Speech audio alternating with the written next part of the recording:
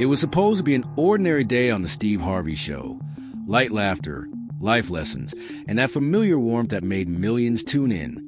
Steve walked onto a stage wearing his trademark bright smile, the audience cheering, clapping, feeding off his energy as he launched into a segment about the power of purpose.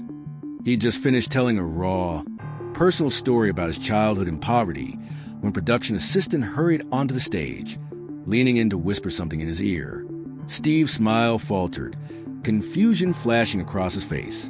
He turned to the camera, clearing his throat. Folks, he said, voice shaky but curious.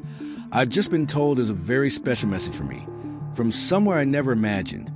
On the big screen behind him, an official seal appeared. The flag of Burkina Faso, bold and proud. White letters read, a message from President Ibrahim Traoré. The entire studio fell into a hush. Not a cough, not a shuffle, just breathless silence. Steve sat down, eyes locked on the screen. Why would the president of Burkina Faso send me a message? He murmured, mostly to himself. I don't even know what this is about. The video began. A simple setting. A wooden desk, a warm light, the flag in the background. And then President Ibrahim Traoré appeared, calm but resolute, eyes clear, voice carrying both strength and gentle humility. Mr. Steve Harvey. Traoré began in measured English with a soft African lilt. I speak to you not just as a president, but as a brother. Steve leaned forward, gripping the chair's arms so tight his knuckles whitened. You don't know me, Traoré continued, but we know you in the villages of Burkina Faso. Your words echo farther than you can imagine. Your stories of faith, struggle, and second chances reach people you will never meet. Steve's eyes shone with disbelief. His lips parted, but no words came. Traoré's voice deepened, catching ever so slightly with emotion. During our darkest nights, when conflict threatened our people, your story reminded me that leadership is not about titles. It is about purpose and heart. A hush fell over the studio, a sacred quiet. Traoré leaned in closer to the camera. From a soldier who rose from nothing to lead his people, to a boy who once had nothing in America, I thank you. A single tear rolled down Steve's cheek. He blinked it away, trying to smile through it. You have laughed with strangers, wept with those in pain, given to people who thought they'd been forgotten, Traoré said. In my country, we call that kind of soul the heart of the sun. It gives warmth. It gives courage. It gives hope. Steve whispered, wow. But it came out cracked and small. Traoré paused, his eyes soft. This message is not political. It is personal. I see in you the spirit of a man who never gave up, and you remind me never to give up on my people. The president spoke a final phrase in his native Moor tongue. Steve turned to his team, eyes wide, tears clinging to his lashes. What did he say? He asked, voice trembling. A translator stepped forward, her own eyes glassy. He said, even the strongest man must be reminded that his voice still matters. A wave of emotion washed over the room. Even the camera crew were wiping their eyes. Steve sat frozen, a tissue pressed his face, trying to breathe. He finally lowered the tissue and looked at his audience. You never think your words go that far. You just try to survive, try to help, try to be real. The crowd clapped, but Steve shook his head, holding up a hand. No applause. This is not about clapping. This is about purpose. Producers backstage scrambled to cut to commercial. Steve waved them off. Don't stop the feed, he said firmly. Let the world see every second. Suddenly, the screen flickered again. But this time, it wasn't a recording. It was President Traoré, live. Steve gasped. Oh my God, he whispered. Traoré's smile was kind, his voice even softer than before. Mr. Harvey, he said, for once, let me speak to you man to man, not from one nation to another, but from one dreamer to another. The hush in the studio returned, deeper than before. You see me now as a president, Traoré said, but I was once a boy with no shoes, walking barefoot to school, carrying books tied with string. Many nights, I fell asleep hungry. When I was a teenager, war came. I saw neighbors give up. I saw some rise. Steve's shoulders shook as he tried to hold back the sob in his throat. One day, in a dusty internet cafe, I watched your video, Don't Give Up. I did not understand every word, but I understood your tears, your hope, your pain, and it lit a fire inside me. Steve covered his face with his hands, shaking his head in disbelief. That boy, that barefoot boy, became me. Traoré's eyes shone bright with conviction. So when I heard your voice last week, speaking again about purpose, I knew it was time to speak back. The studio audience gasped at the raw honesty. Then Traoré said something no one saw coming. Mr. Harvey, you once said you dreamed of visiting Africa, not as a celebrity, but as a brother who gives back. Is that true? Steve nodded vigorously, wiping his eyes. Yes, I did. Traoré's smile widened. Then I invite you to Burkina Faso, not for cameras, not for headlines, but to see what your voice has grown in silence. You have lifted spirits across oceans. Now, come and see the seeds you have planted in our soil. Steve's hands trembled, caught between laughter and tears. He looked out at his audience, now a sea of glistening eyes, and whispered, God is real, y'all. He is real. And for a moment, two men, oceans apart, were simply brothers, bound by purpose, proof that words spoken with truth can travel farther than we ever dream. The words that broke him came quietly but hit like a tidal wave. There's a small orphanage in Ouagadougou. The children there know your name, Steve Harvey. They pray with your words, laugh with your jokes, and most of all, they believe they matter because you mattered. Steve stood up from his talk show chair, eyes brimming with tears, the audience slowly rising with him. They clapped softly, many wiping their own faces. But President Traoré wasn't done. His voice, live on the big screen, carried a promise that made the entire room catch its breath. In 7 days, Traoré said, leaning closer, those children will gather in the village square, waiting to meet the man whose voice crossed oceans and healed their hearts. The countdown had begun. By sunrise the next day, Steve was already packing. No cameras, no press release, just a carry-on bag and a heart full of questions. The headlines exploded. President of Burkina Faso moved Steve Harvey to tears, a message that crossed oceans. But Steve wasn't going for cameras. He was going for the children, for that voice that spoke straight to his soul. As his plane cut across the Atlantic, Steve stared out the window, mind drifting back to Cleveland nights, when he and his siblings went hungry, when dreams seemed too big for a boy who slept in his car. Now, he was flying to Africa, called by a president who'd once known that same hunger, that same hopelessness. He whispered to the window's reflection, God, why me? He had no idea what to expect. Would he even know him? Could he handle it? Meanwhile, in Burkina Faso, President Traoré stood in the warm courtyard of the orphanage. He looked out at rows of wide-eyed kids, his voice full of gentle promise. He's coming. The children shrieked in delight. But in the back, one small girl didn't cheer. Her name was ACHA, only 10, quiet, with wisdom far beyond her years. She clutched a battered notebook to her chest, her hands trembling. She leaned to her caretaker, whispering, Will he read it? Will he care? The caretaker knelt, brushing a lock of hair from ACHA's face. He already cares more than you know. Inside that notebook was a letter, just a few lines, but it carried a lifetime. Dear Mr. Steve, my name is ACHA. My papa died 2 years ago. My mama is sick. Sometimes I cry at night. But one day someone played your video. You said you were born to do something great. I believed you. Thank you for talking to us even when you didn't know we were listening. I hope you smile when you see us. Your little sister, ACHA. As dusk fell over Ouagadougou, children gathered under mango trees, practicing songs, making drawings with Steve's name scribbled in shaky letters. Hope drifted through the air like music, but ACHA sat quietly near the tree, her letter pressed tight against her heart. In that moment, it wasn't about celebrity or politics. It was about a man who once slept in a car meeting a child who sometimes slept with an empty stomach, and the universe whispering. They were meant to find each other. When Steve's plane touched down on a dusty runway that afternoon, the sun blazed overhead. No red carpet. No media circus. Just a handful of local guards, 2 translators, and a young aide holding a small cardboard sign. Welcome, Brother Steve. His heart thundered. In the back of a van, he rolled through narrow streets, market stalls, simple homes, children waving shyly from dusty roadsides. When they reached the orphanage gates, Steve wasn't ready for what he saw.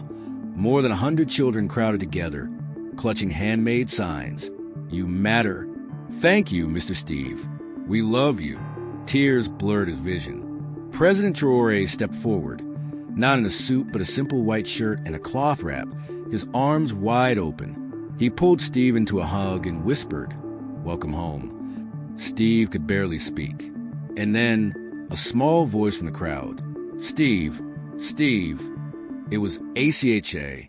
She walked up, notebook pressed to her chest like a treasure, her eyes wide and shining.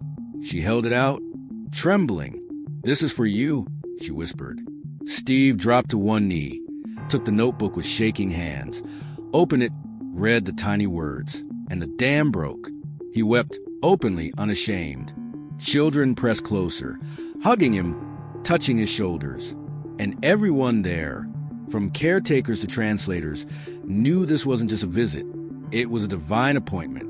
Backstage in his studio, just hours before, Steve had sat frozen after the message first aired. A producer handed him a translation, whispering, "Steve, there's more. You should read this." He scanned the final lines. They read, "When I was a boy, hiding under my grandmother's market stall, she'd listen to your voice on a crackling radio. She didn't speak English, but your spirit made her smile on hard days. That voice helped raise me." Steve covered his mouth. "Oh my God," he breathed. The camera was rolling again, but Steve didn't even try to force a smile. He looked straight into the lens, his voice raw. "This world is smaller than we think, and our words, they go farther than we'll ever know." Little did Steve know, this was just the beginning. The segment ended, the credits rolled, but Steve didn't move. He sat in his dressing room, letter in hand, heart pounding. He grabbed his phone, dialed his producer. "Get me a line to Ouagadougou. I want to speak to President Traoré. Now." 2 hours later, a secure video link flickered on. President Traoré appeared, calm, humble, the weight of a nation in his eyes, but the warmth of a brother in his smile. Steve's voice cracked. "Mr. President, I'm just a kid from Cleveland, a comedian. I never thought my voice could reach someone like you." Traoré chuckled softly. "And I'm just a soldier who loves his people. But even soldiers need hope. Steve, you gave me that hope. Now I want to give something back." Steve leaned in, voice low. "What do you mean?" Traoré's eyes sparkled. "Come to Burkina Faso, just for one day. There's someone I want you to meet." Steve froze, not knowing the simple invitation would change his life forever. That night, he barely slept. The letter played on repeat in his mind. That voice helped raise me. He thought about his own mother, the woman who told him, "Your voice will mean something one day." Years ago, at his lowest, Steve had prayed, "God, if I ever get famous, let my words matter to someone who really needs them." And now, hours later, he returned to his audience. No jokes, no punchlines, just truth. Holding up SHA's letter, he looked into the camera and said, "I've been blessed with money and fame, but this is why we're here." The words that broke him weren't shouted. They arrived softly, humbly, but carried the weight of a lifetime. There's an orphanage in Ouagadougou where the children know your name, Steve Harvey. They repeat your words, laugh at your jokes, and believe they matter because you mattered. Steve rose from his talk show chair, tears filling his eyes as the audience slowly stood too, clapping gently, some wiping their faces. But President Traoré wasn't done. His voice, now live on the big screen, carried a promise that left the entire room stunned. "In 7 days," Traoré said, leaning in close to the camera, "those children will gather in the village square, waiting to meet the man whose voice reached across oceans to heal their hearts." That moment set everything in motion. By sunrise the next day, Steve was already packing. No cameras, no headlines, just to carry on his assistant, and an old leather journal he hadn't touched in years. The news still went viral. President of Burkina Faso brings Steve Harvey to tears with an emotional message that echoes across continents. But Steve didn't care about clicks. He was going for something bigger. To see the children, to answer a calling that fell deeper than any spotlight. As the plane soared high above the Atlantic, Steve stared out the window, the translated letter resting on his lap. He'd circled one line in red ink. "I wish my mother could have seen the man you helped me become." He read it again and again, the words echoing like a prayer. "What did I do to deserve this?" he whispered. Halfway through the flight, his assistant handed him a small envelope sealed with red wax. Inside was a note in the president's own hand. "When you land, don't think like a celebrity. Think like a son coming home." Steve pressed the note to his chest. He didn't know what waited for him on the other side, but something told him this trip was bigger than gratitude. It was about healing something deep inside both of them, something no camera had ever caught. Steve arrived in Burkina Faso just as dawn painted the horizon gold. The airport was silent.